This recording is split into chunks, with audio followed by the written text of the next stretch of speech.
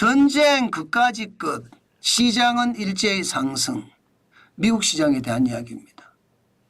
사실 러시아와 우크라이나 전쟁, 우크라이나와 러시아 전쟁이 굉장히 격화되고 있잖아요.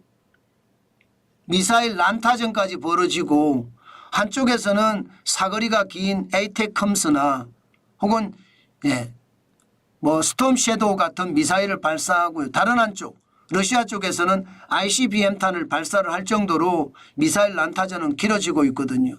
그런데 미국 시장에서는요. 전쟁이 난타전이 벌어지든 말든 별로 신경을 안 쓰는 눈치입니다. 왜 신경을 안 쓰느냐? 아니 고용이 좋아요. 미국의 신규 실업수당 청구 건수를 보면 2024년 11월 16일 21만 3천 명이에요. 지난주 21만 9천 명보다도 6천 명이 줄었습니다. 실업수당을 청구하는 사람이 6천 명이 줄었다. 그러면 고용이 그만큼 많이 됐다는 이야기잖아요. 고용이 많이 됐다는 이야기는 미국 경제가 잘 돌아간답니다. 이거 하나만 가지고도 미국 시장은 난리도 아닙니다. 아니 경기 선행지수를 보면 8개월 연속 하락하고 있거든요. 10월에 마이너스 0.4로 또 떨어집니다.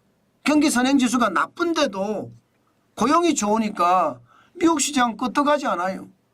세계 전쟁이 일어나서 러시아 우크라이나 전쟁은 더 확전이 될 수도 있다고 하는데도 끄떡하지 않습니다. 올라가는 걸 보면 무섭습니다.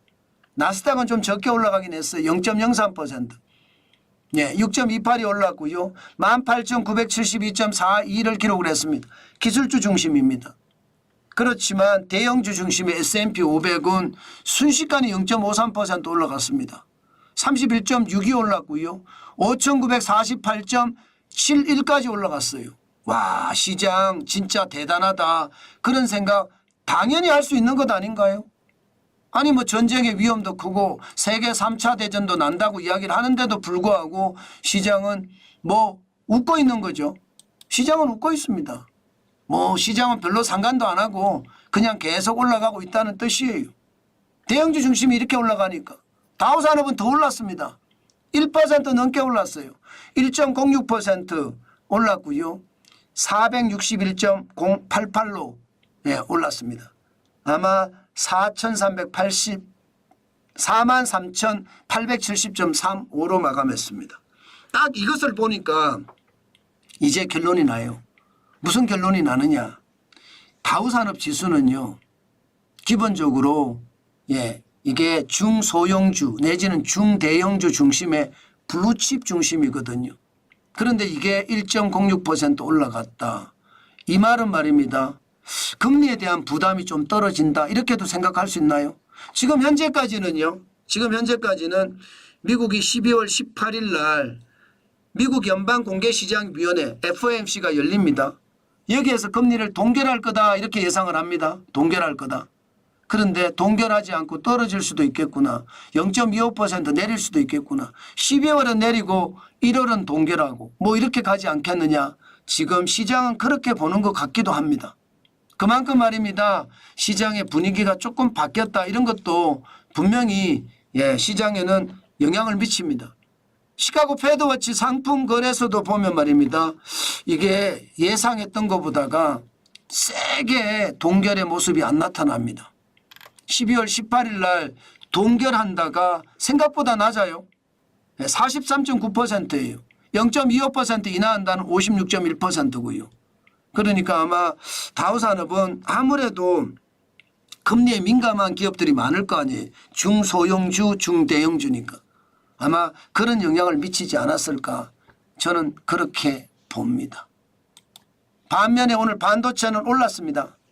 필라델피아 반도체 지수는요. 4,963.05로 마감을 했는데 1.61% 오른 수치입니다.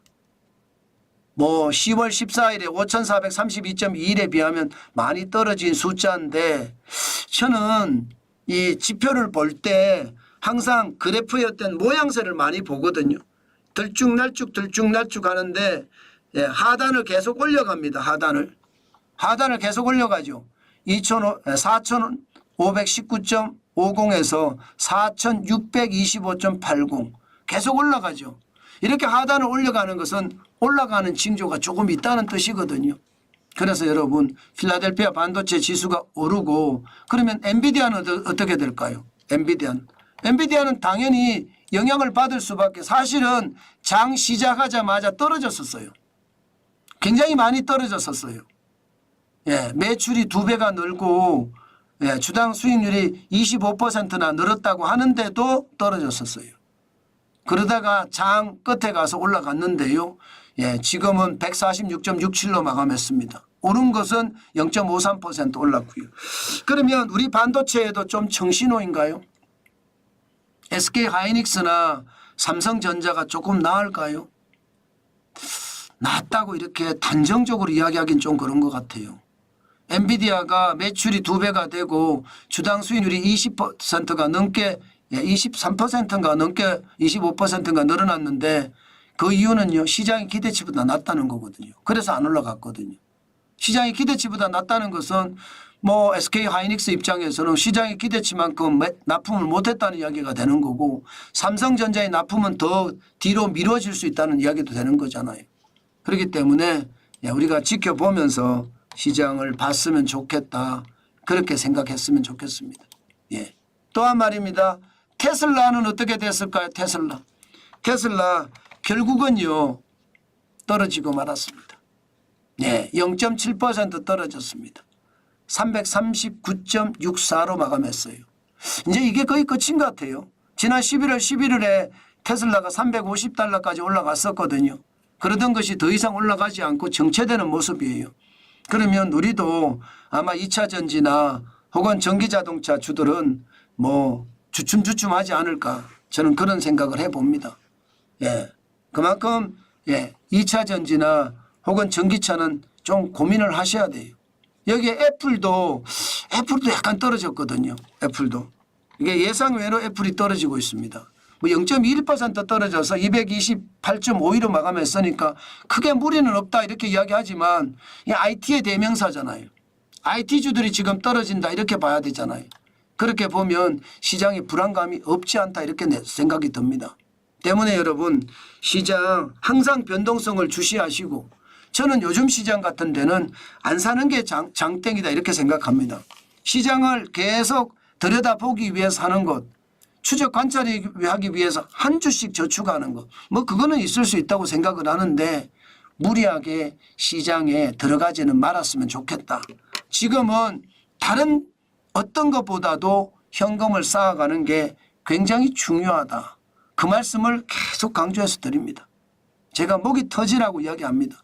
현금을 쌓아가는 게 중요하다고요. 아셨죠 여러분?